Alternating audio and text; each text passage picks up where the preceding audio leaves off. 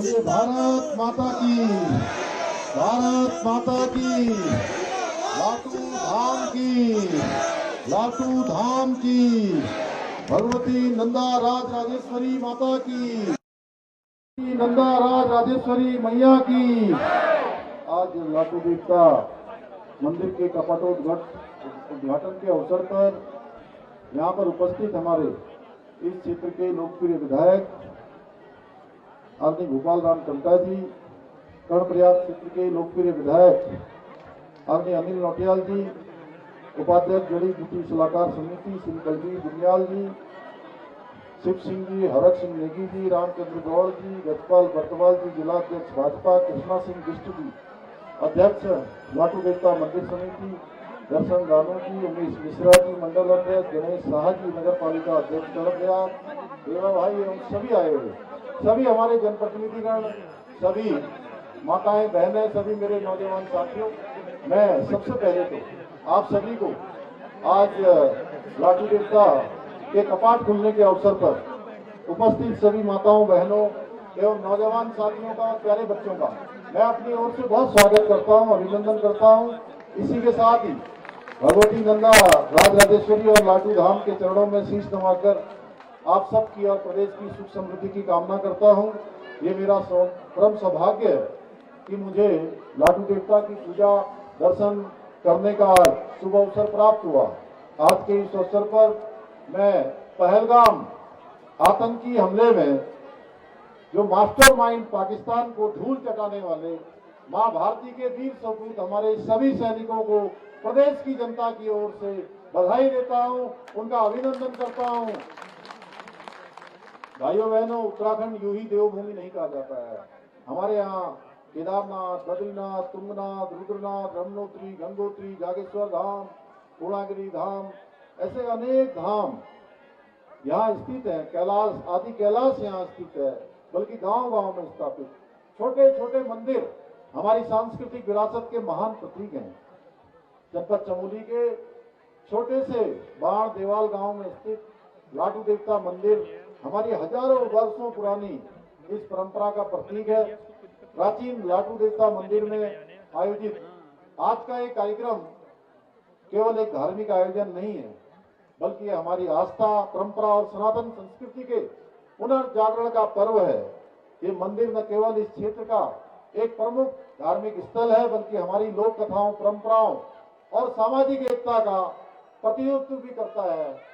नेत्रों पर पट्टी बांधकर देवता के दर्शन करने की यहाँ की परंपरा ये दर्शाती है कि आस्था केवल आंखों से नहीं, बल्कि हृदय से अनुभव की जाती है। भाइयों बहनों, हम देवभूमि को भारतवर्ष की नहीं, बल्कि संपूर्ण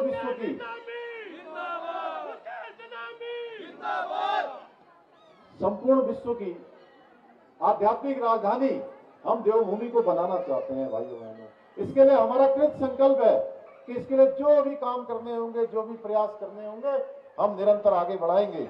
इसी संकल्प की पूर्ति के लिए हम देवभूमि के सभी जितने हमारे पौराणिक मंदिर हैं, आध्यात्मिक स्थल है, उनका जीर्णोद्धार कर रहे हैं। लगातार उनके आसपास सुविधाओं को विकसित कर रहे हैं। हमने ग्रीष्मकालीन चारधाम यात्रा के साथ ही पहली बार बाबा केदार के शीतकालीन प्रवास स्थल ओंकारेश्वर मंदिर से शीतकालीन यात्रा की शुरुआत की थी। और मुझे बताते हुए अत्यंत प्रसन्नता हो रही है कि ये यात्रा और इस यात्रा के प्रयास हमारे आगे को बढ़े हैं, सफलता की ओर बढ़े हैं। आदरणीय प्रधानमंत्री श्री नरेंद्र मोदी जी ने भी मां गंगा के मायके मुखुआ में इस यात्रा में सम्मिलित होकर शीतकालीन यात्रा को बढ़ावा दिया है। भाइयों बहनों, वर्तमान में चारधाम यात्रा चल रही है। आप सभी जानते हैं कि ये यात्रा देश दुनिया की श्रद्धालुओं के लिए आस्था का एक प्रमुख केंद्र है।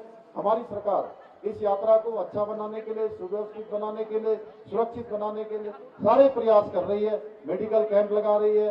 कोई बीमार हो रहा है तो उसको एयरलिफ्ट, हवाई जहाज से एयरलिफ्ट करने की व्यवस्था अस्पताल तक पहुंचाने की कर रही है। पिछले वर्ष जहां 46 लाख तीर्थ यात्रियों ने हमारे चारों धामों के दर्शन किए थे, इस बार भी हमें पूरी उम्मीद है, जिस प्रकार से यात्रा लगातार आगे बढ़ रही है, कि इस बार भी यात्रा का एक बड़ा रिकॉर्ड बनेगा। सबकी यात्रा अच्छी होगी, देश दुनिया के लोग यात्रा का एक अच्छा अनुभव लेकर जाएंगे।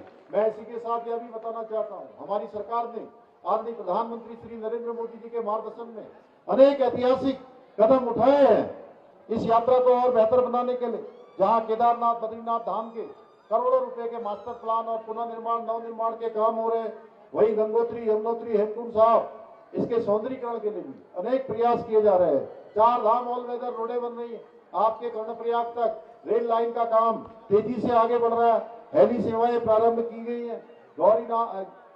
गौरीकुंड से केदारनाथ धाम और गोविंद घाट से हेमकुंड तक के लिए रोपवे परियोजनाओं को भारत सरकार ने स्वीकृति प्रदान कर दी है, जिस पर भी जल्दी ही कार्य प्रारंभ कर दिया जाएगा।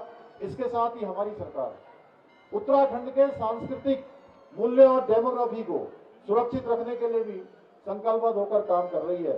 इसके लिए हमने धर्मांतरण रोधी कानून बनाया है, दंगा रोधी कानून बनाया है, लैंड जिहाद, लव जिहाद और थूक जिहाद जैसी घृणित मानसिकताओं के खिलाफ कठोर कार्रवाई करने से भी हम पीछे नहीं हटे हैं भाइयों बहनों।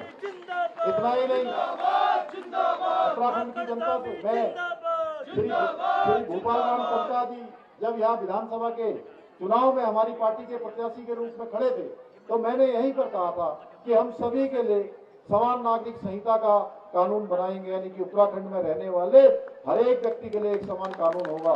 भाइयों बहनों, हमने ये वायदा निभाया है और सबके लिए समान नागरिक संहिता, समान कानून उत्तराखंड के अंदर लागू कर दिया है। हमने सख्त भू कानून भी लागू किया है और भू माफियाओं पर कड़ा शिकंजा कसा है। ऐसे अनेक काम हम आज लगातार कर रहे हैं। मैं जिला प्रशासन को राज्य यात्रा को शानदार बेहतर व्यवस्था बनाने के लिए भी निर्देशित करता हूं। मैं साप्ताहिक मासिक। अगर आप ये वीडियो YouTube पर देख रहे हैं तो हमारे चैनल को सब्सक्राइब करें और बेल आइकन को दबाना ना भूलें। अगर आप Facebook पर ये वीडियो देख रहे हैं तो हमारे पेज को लाइक करें।